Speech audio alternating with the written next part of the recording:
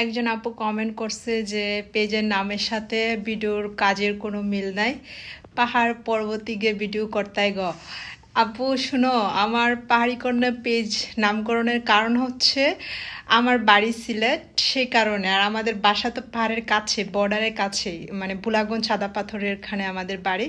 আর সিলেট চা বাগানের ওখানে, মানে চা বাগান তো সিলেটের সব দিকেই। সো সিলেট আমরা অনেক টাউনে ছোট থেকেই ছিলাম, আর ক্লাস 5 পর্যন্ত হচ্ছে গ্রামে ছিলাম। তো চা বাগানের পাশে সব সময় আসা যাওয়া বা চা বাগান দেখা, সো এটা আমাদের কাছে নর্মাল।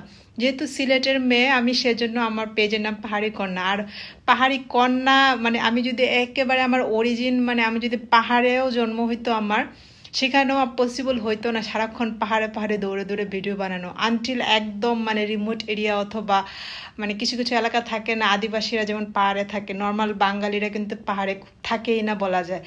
আর হচ্ছে আমার জামাই আমাকে ছাদেই যাইতে দেয় না, আমি পাহাড়ে যাবো, সে আমার রোদ্রেই যাইতে দেয় না, আমি পাহাড়ে কিভাবে গিয়ে ভিডিও করব। তবে আমি জানি আপু তুমি মজা করে কমেন্টটা করছো, থ্যাংক ইউ আপু। আমি এটাও জানি যে তুমি সিলেটি আপু। ঠিক আছে, থ্যাংক ইউ আপু।